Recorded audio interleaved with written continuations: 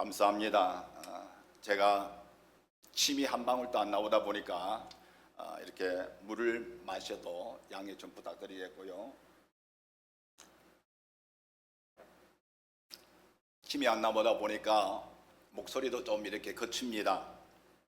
그리고 좀 여러 가지 불편함이 많이 있어도 여러분 양해해 주시고, 오늘 이 시간 주님만 나타날 수 있는, 하나님이 영광만 나타날 수 있는 그런 자리가 되기를 원하고, 저를 만나주신 그 하나님께서 여러분의 마음을 붙잡아 주시고 여러분 인생과 여러분 가정 속에 함께 하시는 그런 은혜가 넘쳐나시기를 주의 이름으로 축복합니다.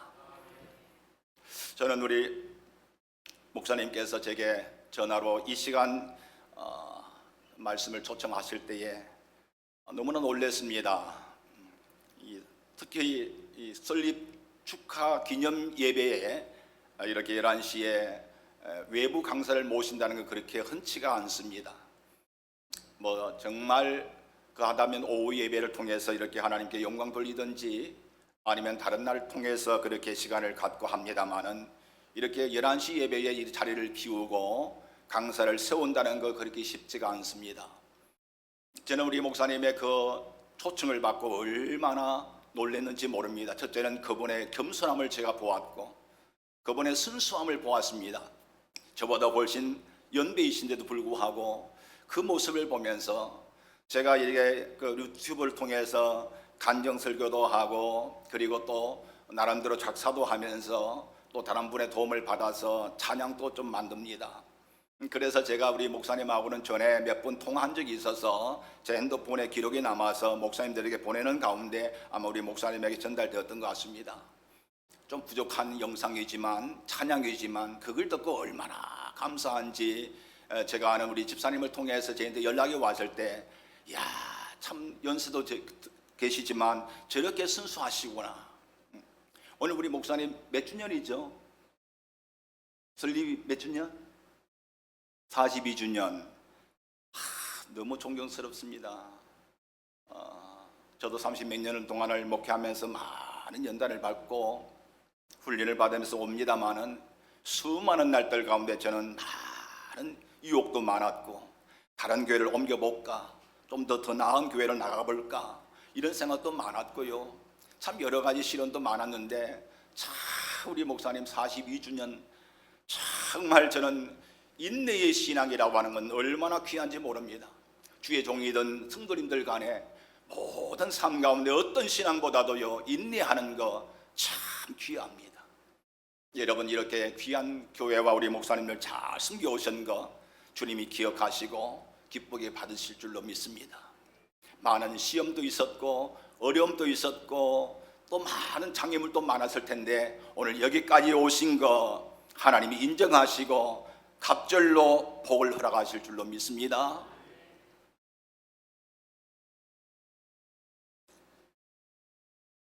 저는 한 주간 우리 목사님의 초청을 받고 난 이후에 기도했습니다. 하나님, 우리 42주년 설립 기념주의를 통해서 하나님이 영광 돌릴 텐데, 하나님 이 종이 가서 어떤 말씀을 전가할까요? 그렇게 기도를 했습니다. 근데 어젯밤에, 오늘 밤에 새벽인데요, 꿈을 하나 꿨어요. 근데 우리 목사님이 꽃다발을 하나 이렇게 안고 교회가 있는 곳까지 오셔서 저를 영접하시는 거예요. 그래서 전 사실 우리 목사님 한 번도 뵌 적이 없습니다. 근데 얼굴과 안경 쓰신 것과 여러 가지가, 물론 제가 카톡으로 잠깐 사진은 본 건 있습니다만은, 근데 오늘 이렇게 뵈니까 얼마나 감사한지. 여러분, 이 땅에 많은 종들이 있습니다. 이 땅 수많은 교회가 있지 않습니까? 그런데 하나님께서 그 많은 이 한 세대 동안에 많은 부흥을 이렇게 세워주셨고, 교회마다, 그리고 지역마다, 그리고 산마다, 그리고 신학교들마다 많은 종들이 배출되어지고 교회가 세워졌습니다. 하나님께서 우리 한국교회를 축복하셔서 놀라운 부흥의 역사를 이루셨지만, 한 세대가 가기 전에 벌써 기독 문화가 점점 시들어가고 있습니다. 우리 아마 목사님은 저 연세일 때는 모든 것을 경험하셨을 것입니다.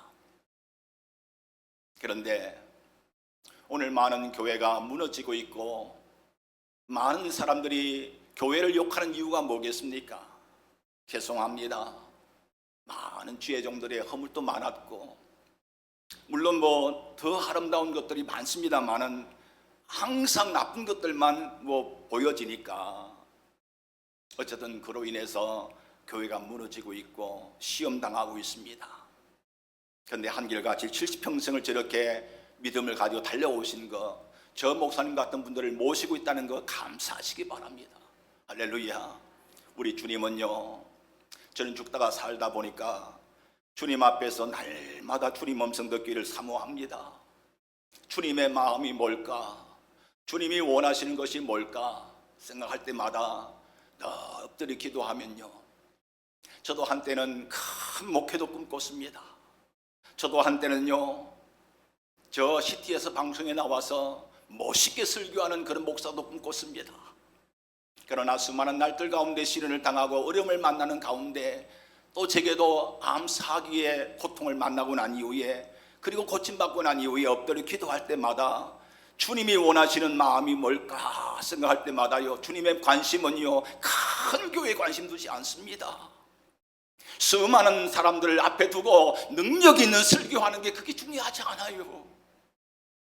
물론 우리가 살아가는 가운데 물질도 중요합니다. 그 물질이 내게 있으면 얼마나 감사합니까? 그 물질 가지고 더 많이 중성도 할 수 있고 헌신도 할 수 있고 선교도 할 수 있습니다. 그러나 주님께서는요, 그게 중요하지 않습니다. 물론 이왕에 우리가 많은 물질을 가지고 죄짓지 아니하고 욕심 가지지 아니하고 끝까지 한 마음을 가지고 초심의 마음을 가지고 섬긴다면 정말 좋겠지만 사실 그게 쉽지가 않습니다. 그러는 가운데에 주님의 마음이 뭔고 하면요, 정말 진실한 마음, 할렐루야, 순수한 마음. 우리 주님 에베소 교회를 향해서 말씀하지 않습니까? 그 에베소 교회는 정말 수고와 인내와 헌신과 섬김과 영문멸과 그런 곳입니다. 주님은 그에게 말합니다. 내가 너의 수고를 안다라고 했습니다. 안다는 게 얼마나 중요합니까? 그러나 알지만은 처음 사랑을 잃어버리면 안 된다는 거예요. 처음의 마음, 초심의 마음 얼마나 중요한지 모릅니다. 그런데 우리 목사님 70평생을 저는 이렇게 느끼면서 느껴봅니다. 저 마음이 참 주님 마음이구나. 오늘 우리 귀한 이 베델교회, 주님께서 축복하시는 귀한 은혜의 시간 되기를 소망합니다.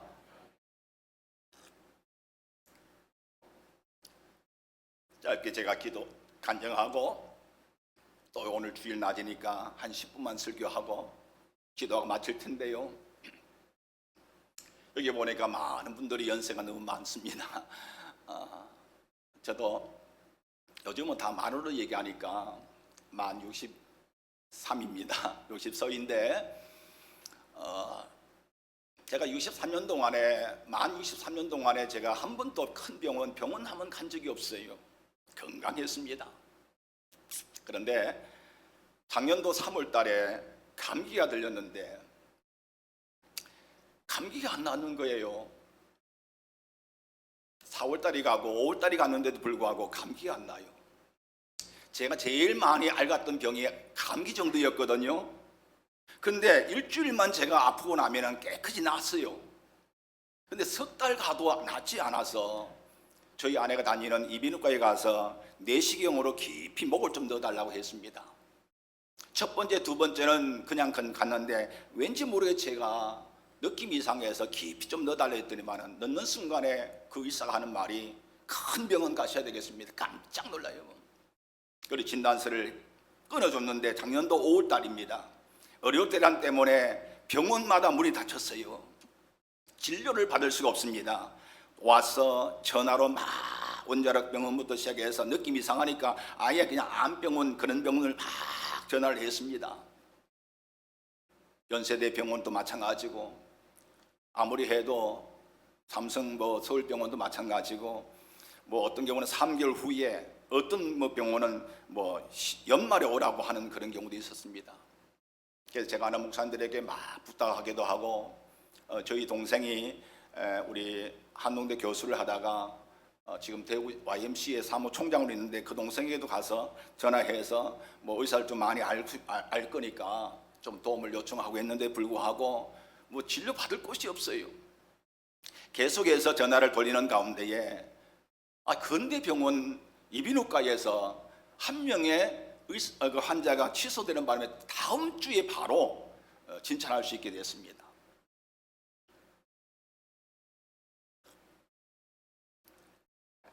그래서 이제 가보니까 가자마자 조직검사 바로 들어가고, 이 조직검사는 급행으로 하게 되면 1시간 후에 나온답니다. 저는 또 갈 때부터 CT를 찍을 그런 MRI 이런 거 찍을 준비를 하고 아침에 검식을 하고 갔거든요.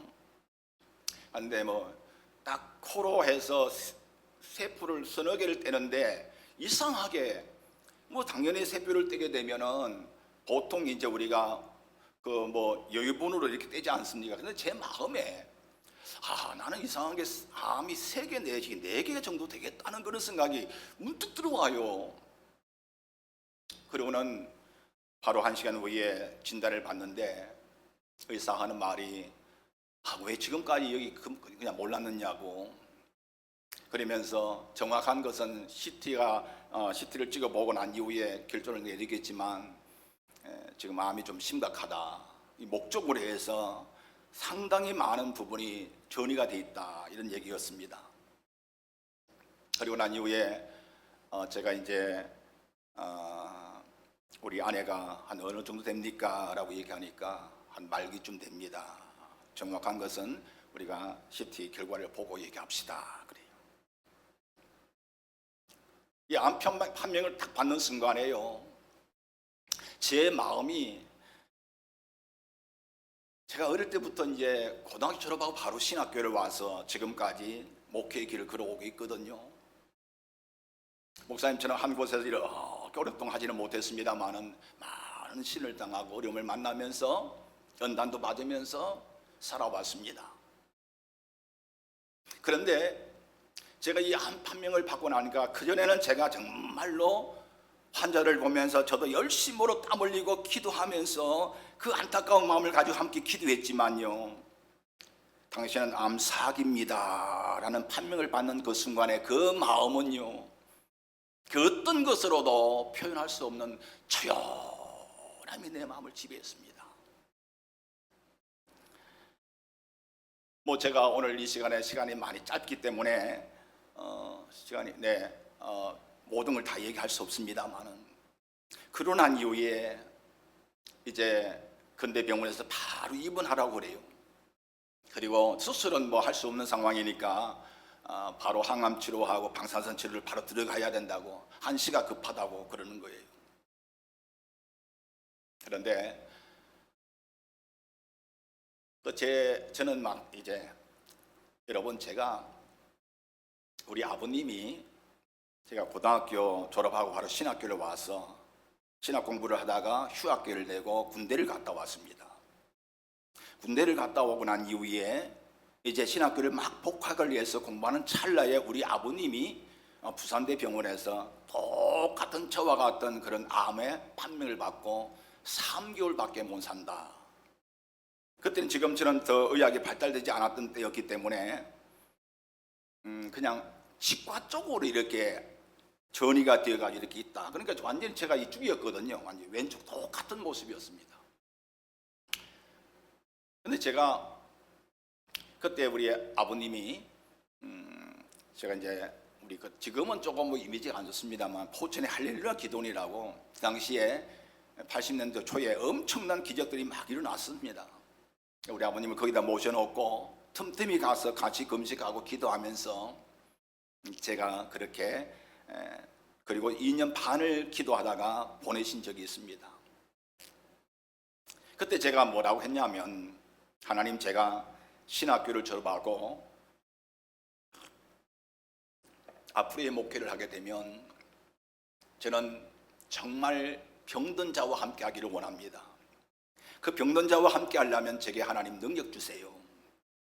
사모이 됐습니다. 왜냐하면 환자들이 그 아픔을 제가 느꼈고, 그리고 그 옆에서 케어하는 그 가족들, 우리 어머님을 보니까 얼마나 마음이 아픈지, 아픈 분도 아픈 분이지만 옆에 케어하는 분들 보니까 너무 안타까워요.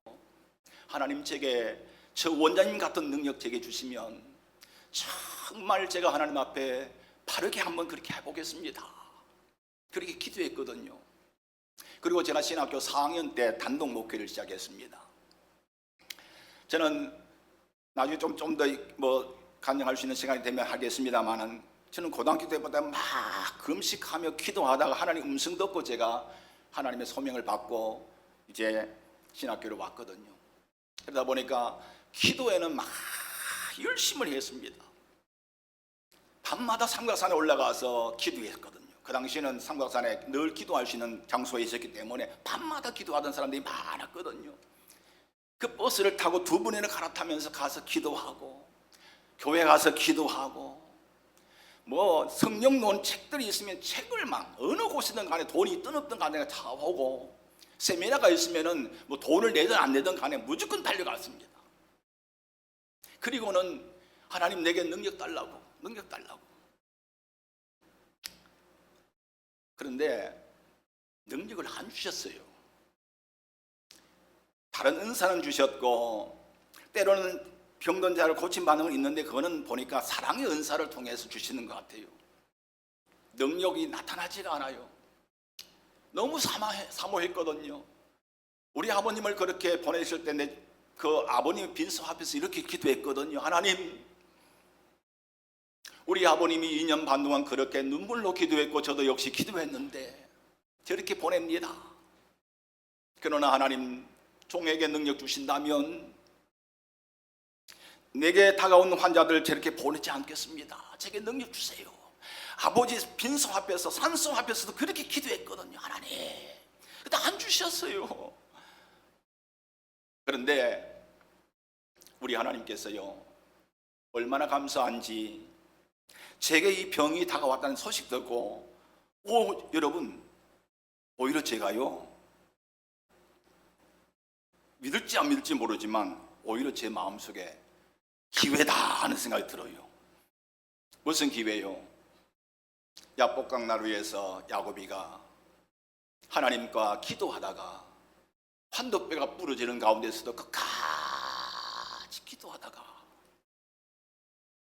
하나님의 축복을 받지 않았습니까? 야곱의 삶이 아니라 이제는 이스라엘이라 하라고 말씀하시며, 야곱이 변해서 이스라엘로 축복하셨던 그 하나님, 내가 지금까지 달려왔던 그 많은 날들 가운데에 하나님 능력 주시지 않으셨는데, 그래, 내가 능력 받으면 내 병이 나을 거고, 이제 남은 생애 가운데 지금까지 기도해왔던 그 많은 것들 가운데 이제 주님 응답 주신다면 내가 그 사역을 감당하리라, 그런 소망이 나오는, 그래서 기도원을 올라가려고 그래요. 기도원을. 그런데 우리 형제들이 달려와가지고 저 부산에서, 저 포항에서, 대구에서 막 달려와서 우리 아버님이 칼 한 번 못 대고 보내니까 너무 안타깝다고, 그러니 기도해도 치료받으면서 좀 하자고, 칼 한 번 대지 못하고 보내니까 너무 마음이 아팠는데, 그러니까 제 마음이 너무 마음이 아프잖아요. 근데 우리 또 동생이 막 전화를 돌리는 가운데에 산동대 총장이었던 그분이 우리 지금 남서울교회 장로님이신데 퇴임을 하셨는데, 그 장로님이 기억나서 전화를 했답니다.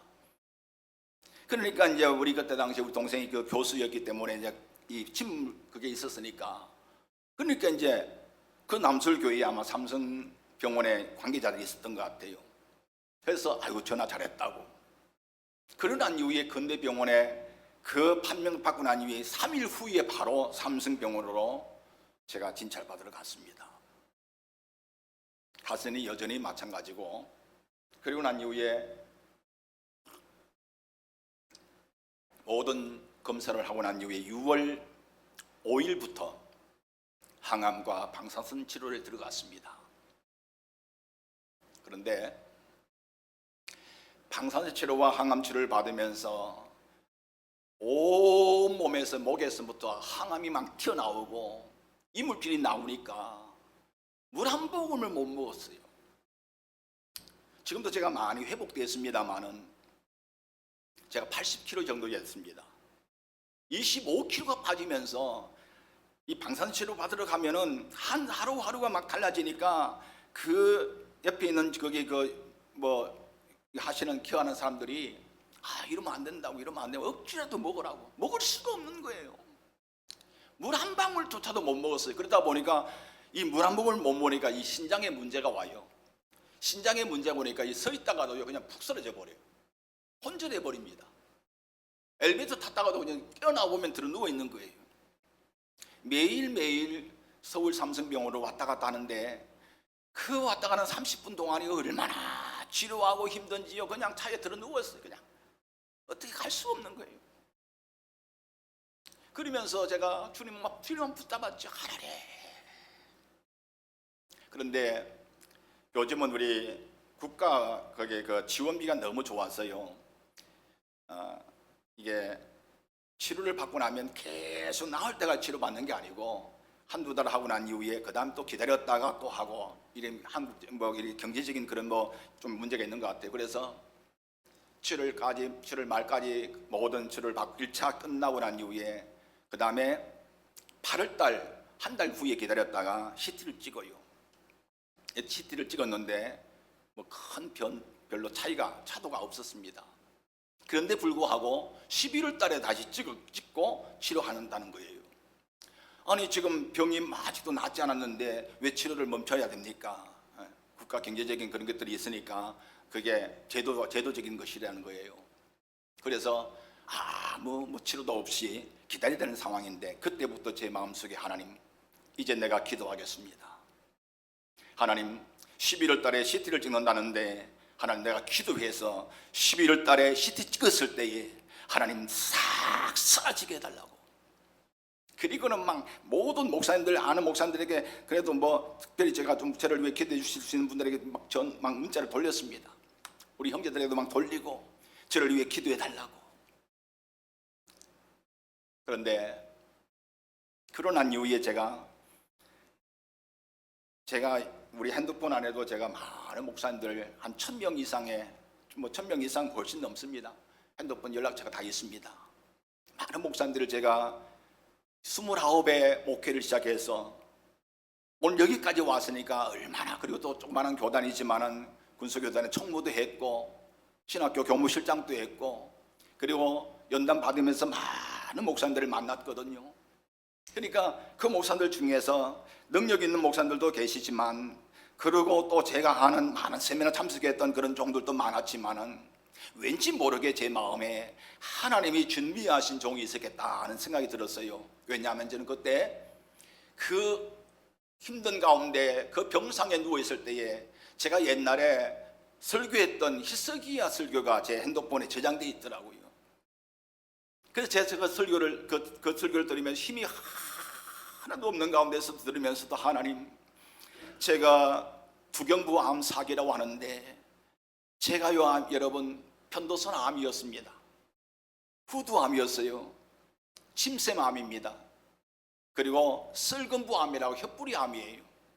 상피세포암이라고 했습니다. 그리고 목에 림프가 상당히 많은데 림프종, 혈액암 일종의 이 6가지 암이 제 마음을 지배하고 있었기 때문에 제가 옛날에 산기도를 많이 하고 금식기도를 많이 했기 때문에 목이 확 트였었거든요. 찬양을 하게 되면은 찬양이 어느 정도까지는 올라갑니다. 그리고 저 밑에까지 내려가요. 저음과 고음을 다 소화했거든요. 그래서 어떤 제가 아는 우리 주변의 목사님들은 서목사는 강단에 서면은 벌써 50점 따고 들어가 하나님께 감사해야 돼라고 했는데 제가 목이 아프고 이 암이 오고 하나니까 그걸 들으면서 하나님, 내가 그때 불렸던 저 찬송, 내가 저렇게 외쳤던 저 말씀을 다시 전할 수 있을까요? 하나님, 제게 히스기야 왕 같은 은혜를 달라고 가물가물하면서도 하나님께 기도했거든요. 하나님, 저는 내 평생 주님을 의지했고 주님을 사랑했고 주님이 한 분도 없다고 생각해 본 적이 없는데 하나님 주님 살아계시잖아요. 하나님 제게 은혜 달라고. 전 세상에 나가본 적이 없어요. 정말 목회를 사랑했고 성도를 사랑했지만 다 떠나가는 아픔도 제가 느꼈습니다. 저는 파산자예요. 교회를 위해서 헌신하고 카드를 돌리고 했는 가운데 다가온 것은 파산밖에 없었습니다. 다 떠나가고 제 아이를 향해서 내 자녀를 위해서 내 가족을 위해서 밥 한 끼 먹지 않았는데 하나님 이게 웬 일입니까? 기도했어요. 하나님 히스기야 왕이 벽을 향해서 기도했던 것처럼 하나님 내가 기도합니다. CT를 지금 그 방사선 치료를 받는데 45분 동안 제가 뿌리암이 있었잖아요. 혀를 이렇게 끄집어내야 돼요. 45분 동안 혀를 이렇게 끄집어내고 있으면요 얼마나 막 고문. 저는 거기서 기도해서 하나님 저 살려주세요. 아니 저는 사는 게 중요하지 않습니다. 하나님 내게 능력 주세요. 내 남은 생애의 아버지, 내 정말 약하고 병든 자를 위해서 내가 주님을 위해서 섬기겠습니다. 그밖에 기도하지 않았거든요. 히스기야 왕에게 응답을 주시잖아요. 그리고 난 이후에 하나님은 내가 너를 살려주겠다고 15년 동안 연장시켜주겠다고 약속하셨고 난 이후에 다시 이사야를 불러서 무화과 만죽을 만들어서 이겨줌을 통해서 고침받았습니다. 하나님께서 준비하신 종이 있을 거다. 히스기야 왕 앞에 이사야를 보냈던 것처럼 종에게도 보내주신 사람이 있을 거다. 그렇게 기도하고 근데 어떤 목사님이 저한테 어떤 선교사 한 분을 소개하는 거예요. 근데 그 선교사님을 브라질 선교사인데 우리 한국교회 와서 이렇게 우리 한국 교인인데 우리 한국인인데 브라질 선교사로 나갔다가 거기서 선교 사역을 하면서 나와가지고 그 능력 사역을 교회들마다 다니면서 하시는 거예요. 제가 그분을 이 유튜브를 통해서 막 보니까 참 놀라운 것은 저는 생각도 못했어요. 방언으로 4시간, 5시간, 6시간 막 방언 기도하는 영상이 막 떠요. 저는 한국말로 못했거든요. 목이 아파서. 근데 방언으로 기도하면은 방언을 막 이렇게 하면 되니까 방언으로 막 기도하다가 그냥 엎스려 자기도 하고 그냥 그렇게 했는데 방언 기도를 그렇게 하는 거구나. 그때부터는 막 기도하는 밤마다 막 5시간씩 4시간씩 막 기도하다 쓰러지면 그냥 자버리는 거고. 그러고 난 이후에 그분에게 1박 2일 코스에 세미나가 있는데 거기 제가 신청했습니다. 10월 9일입니다. 10월 8일 날 9일 날 이틀 동안 가서 열심히 기도했습니다. 엄청 기도했습니다. 하나님 제 병 고쳐달라고 기도하지 않았습니다. 하나님 내게 능력 주세요. 내게 능력 주세요. 내가 그렇게 기도하지 않았습니까? 29회 목회를 시작해서 내가 63세가 돼서 지금 작년도는 만 62세였으니까 지금까지 됐습니다. 하나님 내가 사는 목적은 다른 게 아닙니다. 하나님 내게 능력 주세요. 근데 그분에게는요 희한한 은사가 있는 게 살이 찐 사람이 살이 빠집니다. 뼈한 사람이 살이 찐답니다. 키가 작은 사람이 키가 큰답니다. 머리결이 안 난 사람이 머리결이 나는 그런 관정을 막 하시더라고요. 근데 끝나고 나니 그 다음날 아침에 와서 보니까 샤워를 하고 나왔는데 저는 항상 제가 신학 졸업하고 난 이후에 목회하면서도 항상 2대8이거든. 지금까지 2대8이에요. 이렇게 하는데 이쪽에가 흐였는데 이쪽으로 해야 되겠다 생각하고 이렇게 했는데 여기가 머리가 난 거예요. 안 놀라시네요. 제가 항암을 맞았기 때문에 머리가 3분의 지금 머리 하지만은 그 당시 3분의 거의 반 이상이 빠졌습니다. 그런데 여기가 난 거예요. 그래서 막 달려가서 우리 아내 보고 여보 내가 머리가 났다고. 그런데 여러분 저는 머리카락 몇 개 낳는 게 중요하지 않잖아요. 그죠? 암이 나야지. 근데 제 마음속에 엘리야가 간절하게 3년 6개월 동안 비가 오지 않았을 때에 하나님 비 내려달라고 간절하게 기도할 때에 7번 갔다 오고 난 이후에 사환의 고백이 저 멀리서 손바닥만한 구름이 보입니다. 그래, 비가 온다.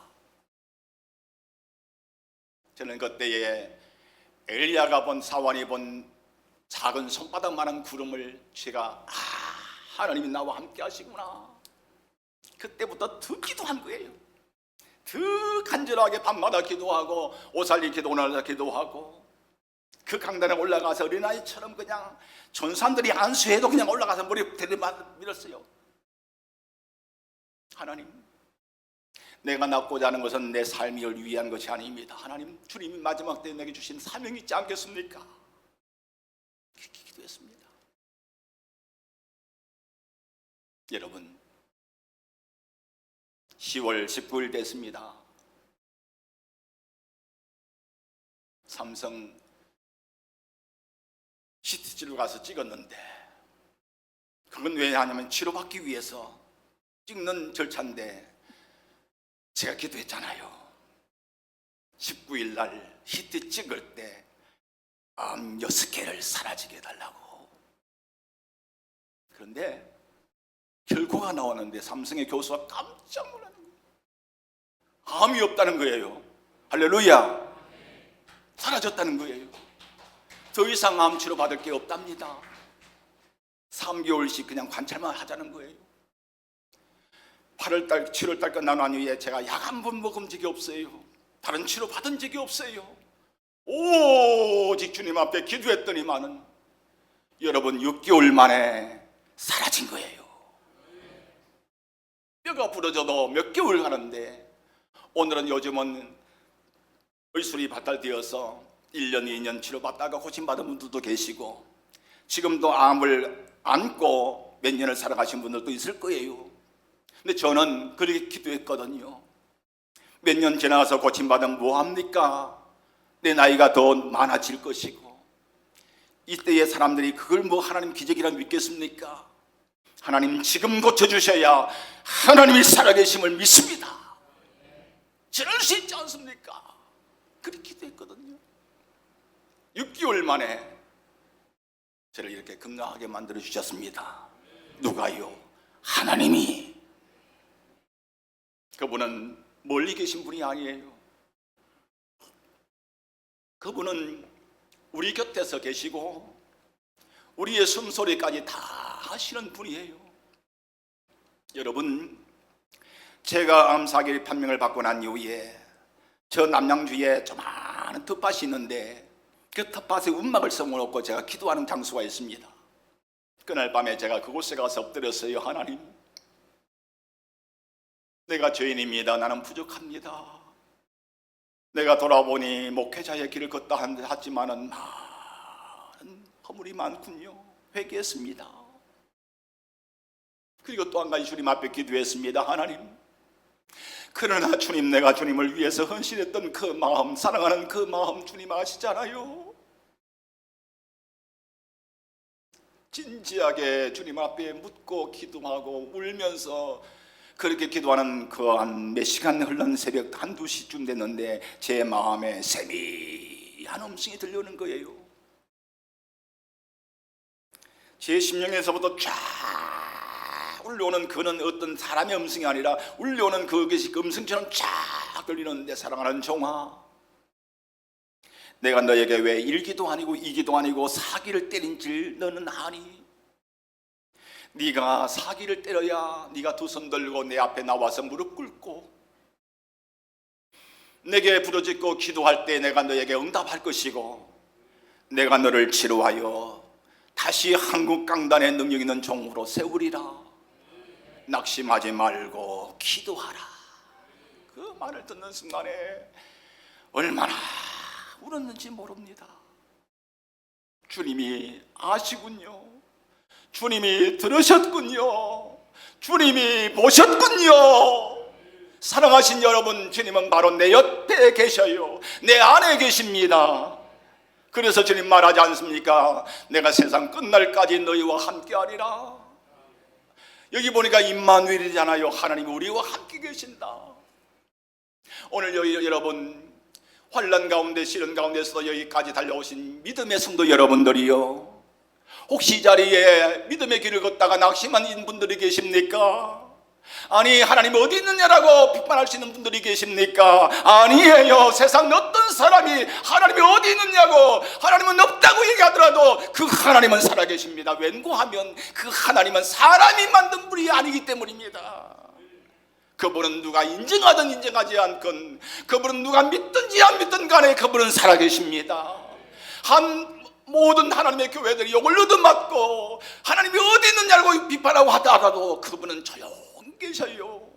그럼에도 불구하고 주님은 한순간 한순간 우리의 호흡까지도 다 보시고 계셔요. 어느 한순간 주님은 여러분들을 갚아주실 거예요.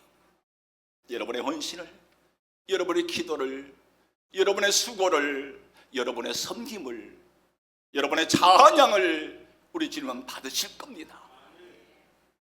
부족하지만, 연약하지만 이 종을 6개월 만에 암 6개를 고쳐주신 그 하나님은 왜 고쳐주셨을까? 저는 기도합니다. 물어봅니다. 물론 제가 그렇게 주님 앞에 기도했던 것도 있겠지만은, 여러분, 그 하나님은 살아 계십니다. 이제 간단히 한 5분만 말씀하고 끝내겠습니다. 기적의 현장에는 이유가 있습니다. 오늘 여기에 회당장 야이로의 딸이 죽어가고 있습니다. 회당장 야이로의 딸이 병들어서 죽어가는데, 회당장의 위치라고 하면은 그만한 위력한 사람이고 힘 있는 사람이고 아는 사람이에요. 그 많은 사람들을 동원해서 의사를 만나서 자기 딸 고치려고 했을 것입니다. 그러나 한 사람도 못 고쳤습니다. 예수님 앞에 나와서 그 문제를 맡기고 돌아가는 과정 속에서 죽을 정도였으니까 막다른 골목에 왔습니다. 정말 막다른 골목에 올 정도로 최선을 다해서 자기 딸 고쳐보려고 했습니다. 그러나 못 고쳤어요. 그런데 오늘 제가 짧기 때문에 성경 구절은 24절까지만 읽었습니다만 끝절까지 읽어보게 되면은 죽은 딸이, 사랑하신 여러분, 달리 다금 딸아 내가 내게 명하노니 일어나라. 예수님이 손을 잡고 일으키시니까 벌떡 일어났습니다. 죽은 현장에 기적이 일어났습니다. 그런데 여러분, 기적의 현장에는요 이유가 있어요. 공부를 잘하는 사람은 공부 잘할 수 있는 할 수밖에 없는 이유가 있더라고요. 잘되는 가정, 잘되는 사업장, 그 모든 것 보면은 이유가 있어요. 오늘 기적의 현장에도 이유가 있는 거예요. 어떻게요? 회당장 야이로가 첫 번째 예수 앞에 나와서 무릎 꿇었습니다. 지금까지는 자기의 능력 가지고, 자기 힘 가지고, 자기의 지혜를 가지고, 자기 위치 가지고 해결하려고 했지만 고침 못 받았지만 예수 앞에 나와서 무릎을 다 꿇었습니다. 수많은 사람들이 봅니다. 누가 다 회당장 야이로를 압니다. 자존심 때문에라도 차라리 내 딸이 죽더라도 하지 않을 수 있는 그 신앙의 의식을 갖고 있는 사람이었지만, 그러나 그럼에도 불구하고 예수님 앞에 나와서 무릎 꿇었을 때에 기적의 출발은 이루어진 겁니다.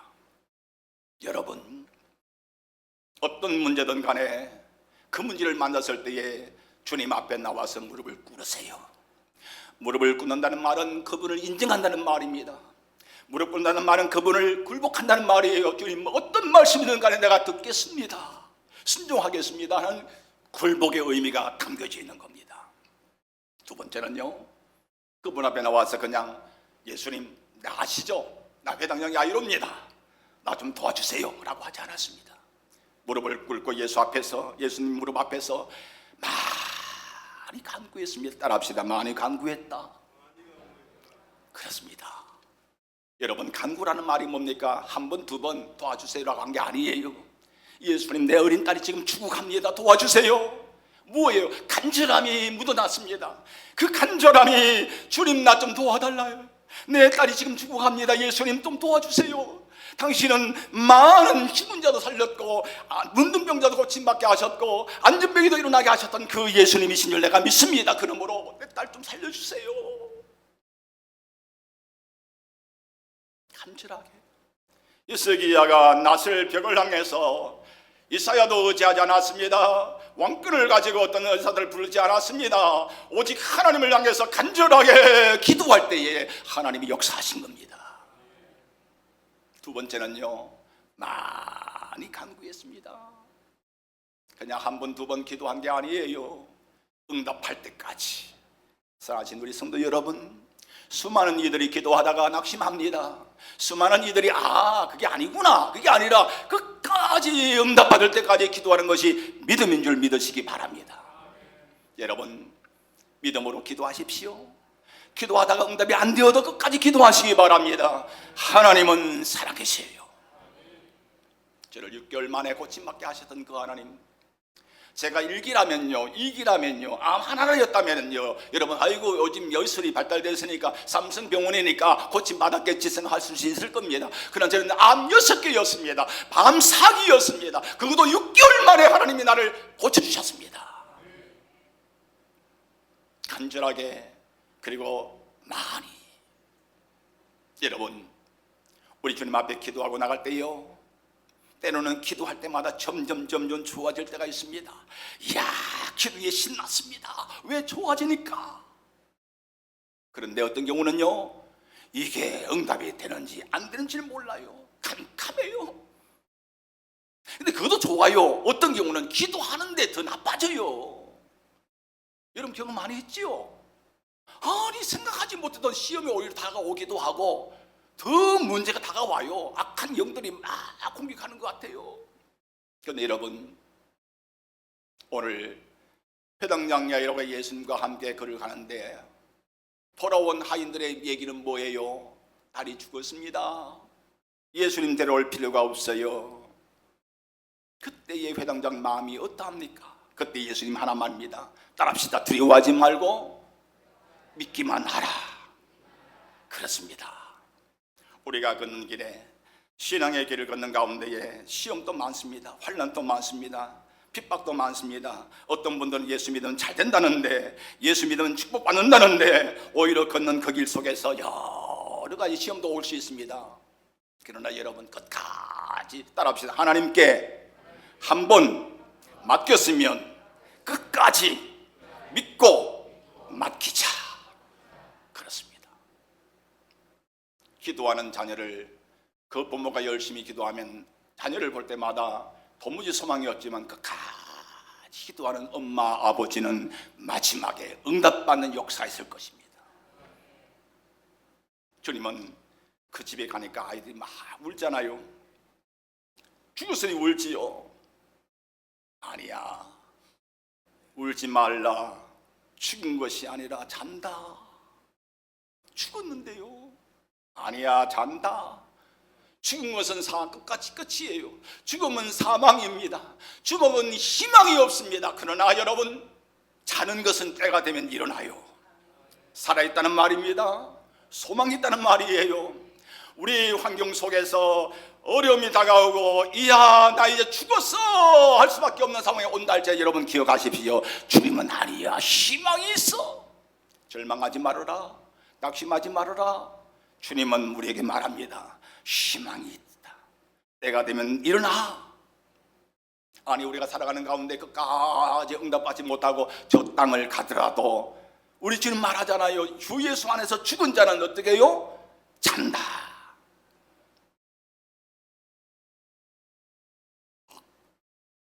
마지막 하나만 말씀드리고 마치려고 합니다. 오늘 회당장 집에 들어간 예수님은 그 많은 사람들을 불러 모아놓고 딸을 데리고 나오라 그러고 난 이후에 그 마당에서 고쳐지면 얼마나 좋겠어요.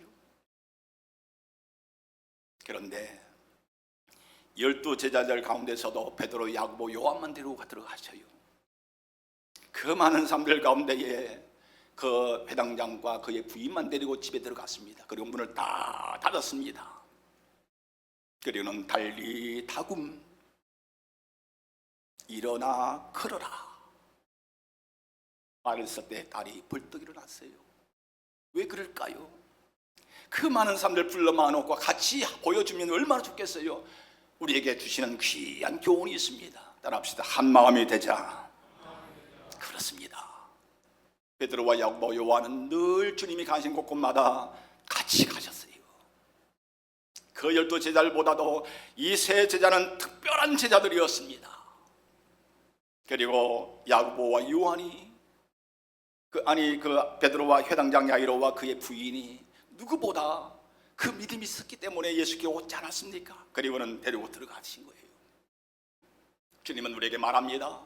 두세 사람이 내 이름 모여있어 기도하는 그곳에 내가 저들을 위해서 이루어 주시리라. 할렐루야. 사람은 하나님이 역사는요, 사람의 많은 숫자에 중요하지 않습니다.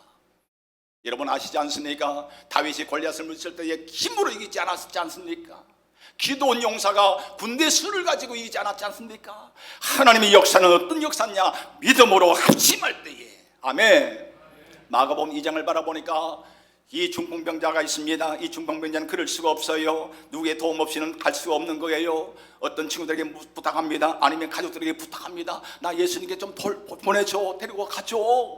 그분이 안수하면 내 나을 것 같아. 그의 부모들도 그의 친척들도 같이 마음을 같이 했습니다. 그래 가자. 그리고 침상에다가 그분을 모시고 양쪽 내 귀퉁이를 붙들고 올라갔습니다. 가보니까 사람들이 얼마나 많은지. 여기까지 돼서 안 돼. 사람들이 너무 많아. 돌아가자. 아니야. 그렇게 하지 않았습니다. 지붕 위에 올라가서 지붕을 뜯었어요. 그리고는 그 지붕을 뜯어서 그 침상을 내려봤을 때 주님은 말합니다. 저들의 믿음을 보시고. 어떤 믿음이에요? 그렇게 합심되어져 있는 그 믿음을 보신 거예요. 여러분 이왕이면 열심히 주님 붙들고 기도하세요. 더 나가서 남편과 아내가 한 마음으로 기도하세요. 이왕이면 부모와 자식이 한 마음으로 기도하세요. 하나님의 교회들이 한 마음을 가지고 기도할 때에 민족이 왜 망합니까? 가정이 왜 망합니까? 분쟁하는 나라마다 무너진다고 했습니다. 우리 한 마음을 가집시다. 믿음도 한 마음을 가지고 사랑도 하나로 가지고 우리 함께 전쟁합시다. 우리 베들레 귀한 성도 여러분들이요, 오늘 여기 참사하신 우리 귀한 성도 여러분들이요, 주님은 하나된 곳에 역사합니다. 우리 목사님과 우리 성도님들이 한 마음을 가지고 여호수아와 아론이 같이 모세의 순도인들 왔을 때에 그때의 아론과 훌이 함께 잡아주지 않았습니까? 한 마음을 가지고 목사님들도 주의종들도요 힘 떨어질 때가 있어요. 낙심할 때가 있습니까? 좌절할 때도 있습니다. 아무데도 말할 수 없는 아픔도 있어요. 그때 함께 붙잡아주고 이렇게 세워지고 성도를 위해 목사님도 기도해주고 하는 가운데 역사가 일어날 줄로 믿습니다. 오늘 귀한 자리에 이렇게 불러주셔서 감사하고요. 오늘 이 간증은 저의 자랑이 아니라 정말 주님이 함께 하시는, 정말 주님이 살아계시고 주님이 나와 함께 하시고 그 주님이 나를 고쳤다는 사실을 여러분 믿으시길 바랍니다. 많은 시간, 많은 간증이 있지만 짧은 시간이지만 오늘 이 시간 오직 하나님만 영광 받으시는 귀한 자리가 되기를 소망합니다.